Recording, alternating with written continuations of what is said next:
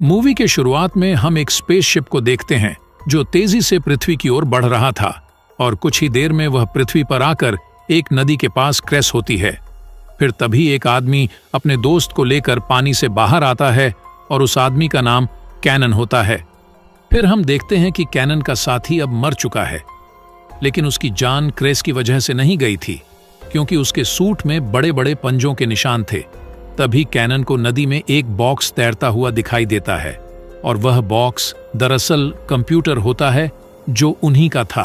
तभी कैनन उस कंप्यूटर से इस जगह का इंफॉर्मेशन निकालता है जहां उनकी स्पेसशिप क्रैश हुई थी, जिसके बाद वह कंप्यूटर इस जगह का सारा इंफॉर्मेशन कैनन के दिमाग में ट्रांसफर करने लगता है, जिससे हमें पता चलता है कि कैनन कोई इंसान नहीं था बल्कि एक एलियन था जो दूसरे प्लैनेट से आकर पृथ्वी में क्रैश हो गया था। और अब वो कंप्यूटर बहुत सारे इंफॉर्मेशन के साथ साथ यहाँ का लैंग्वेज भी कैनन के दिमाग में ट्रांसफर कर देता है। फिर उसके बाद वो अपना गन लेकर जंगल में जाने लगता है और वह चलते हुए एक गांव में पहुंच जाता है। तब हम देखते हैं कि ये गांव पूरी तरह तबाह हो चुका था। तभी कैनन की नजर एक दरवाजे पर पड़ती है जिसमें बड़े बड़े पंजों के निशान थे, जिसे देखकर वो समझ जाता है कि ये निशान पृथ्वी के किसी भी जानवर का नहीं हो सकता, क्योंकि ऐसा जानवर सिर्फ उसके ही प्लैनेट में पाया जाता है। तभी अचानक से कोई इंसान कैनन पर हमला कर देता है, जिससे उसकी गन नदी में गिर जाती है और वो भी बेहोश हो जाता है। तब हमें पता चलता है कि कैनन पर हमला करने वाले आदमी का नाम वुल्फ्रिक था और वुल्फ्रिक उसको लेकर अपने गांव आता है।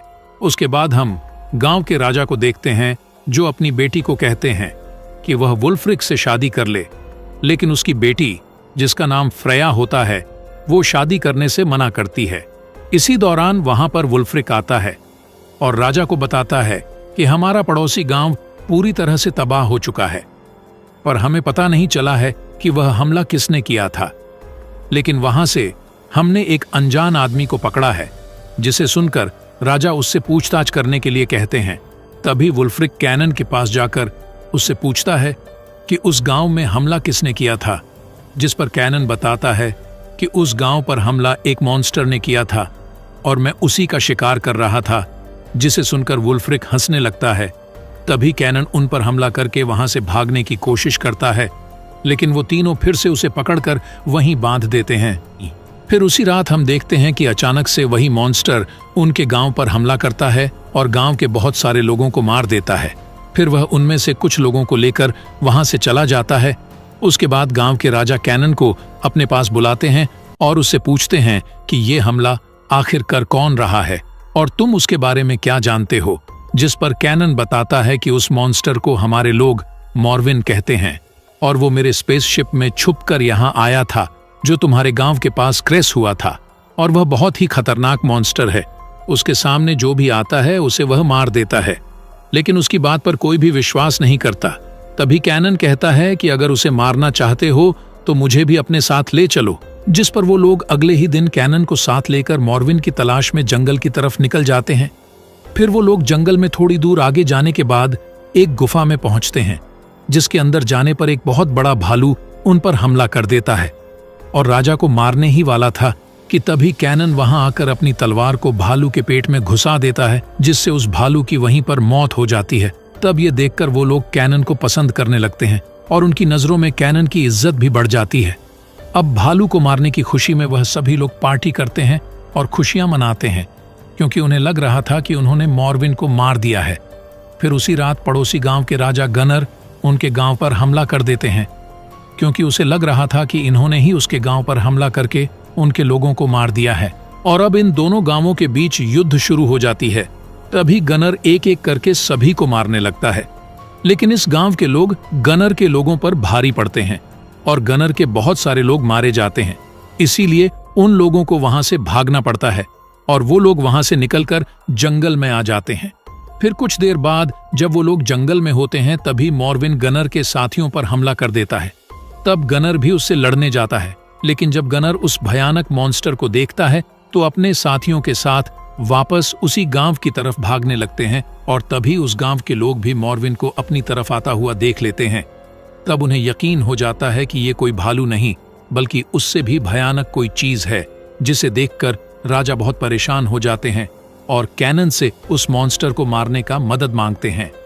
जिस पर कैनन कहता है कि अब उस मॉन्स्टर को मारने के लिए हम एक जाल बिछाएंगे।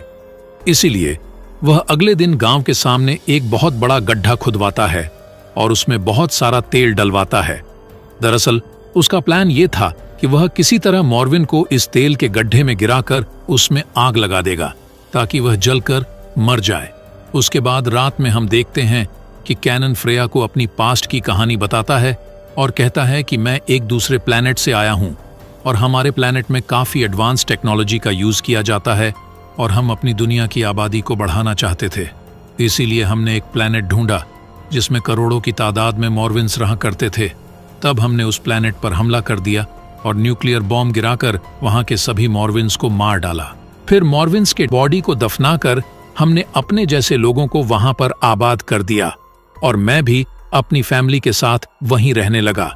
लेकिन एक दिन जब मैं अपने मिशन के लिए जा रहा था तो रास्ते में हमें पता चला कि एक मॉर्विन बच गया था और हमारे जाने के बाद उसने वहां घुसकर वहां के सारे लोगों को मार दिया, जिसमें मेरी फैमिली भी थी, जिसे कहते हुए वह काफी इमोशनल हो जाता है। उसके बाद कैनन और वुल्फ्रिक मॉर्विन को ढूंढने के लिए बाहर जाते हैं। तभी कैनन एक मशाल जंगल की तरफ फेंकता है और अब उसकी रोशनी में उन्हें वे मॉन्स्टर मॉर्विन दिखता है। तब मॉर्विन उन्हें मारने के लिए उनकी तरफ तेजी से बढ़ने लगता है, जिसके कारण वह उनकी जाल में फंस जाता है और वह जैसे ही तेल में गिरता है तभी गांव वाले तीर से उस तेल में आग लगा देते हैं, जिससे यहाँ पर बहुत ही बड़ा धमाका होता है और हर तरफ आग फैल जाती है, जिससे उन सभी को लगता है कि मॉर्विन अब मर चुका है। इसीलिए वो लोग खुशियां मनाने लगते हैं। लेकिन तभी अंदर एक और मॉर्विन दिखाई देता है जो उसी मॉर्विन का बच्चा था, जिसे देखकर सभी औरतें वहां से भागने लगते हैं। तब ये देखकर राजा अपनी बेटी फ्रेया को बचाने के लिए अंदर जाने लगता है और मॉर्विन से लड़ने लगता है। वहीं दूसरी तरफ हम देखते हैं कि उस मॉर्विन पर आग का कोई असर नहीं होता है और वह बाहर निकलकर वहां के लोगों को मारने लगता है। वहीं दूसरी तरह हम देखते हैं कि इस सब में यहाँ का राजा भी मारा जाता है और वह पूरा गांव तबाह हो जाता है, जिसके बाद अगले दिन सभी लोग गांव छोड़कर जाने लगते हैं। लेकिन कैनन, वुल्फ्रिक, फ्रेया और उनके कुछ साथी वहीं रुकते हैं ताकि वो लोग मॉर्विन को मार सके। और उन्हें पता चल गया था कि वह मॉर्विन का बच्चा कुएं के रास्ते से यहाँ पर आया था, लेकिन अब ये आम तलवारों की मदद से वह मॉर्विन को मार नहीं सकते थे। इसीलिए कैनन अपने साथ वुल्फ्रिक और फ्रेया को लेकर नदी में जाता है जहां उसकी स्पेसशिप क्रैश हुई थी, और वहां कैनन पानी के नीचे अपनी शिप में जाता है और वहां से लोहे का टुकड़ा लेकर वापस आता है, जिनसे वो लोग बहुत ही मजबूत हथियार बनाते हैं। जिसके बाद वो लोग कुएं के अंदर जाते हैं, जहां पानी के रास्ते से होते हुए वो लोग एक गुफा में पहुंचते हैं और वहां मॉर्विन का बच्चा उनके ऊपर हमला कर देता है, जिससे उनके साथियों की जान चली जाती है।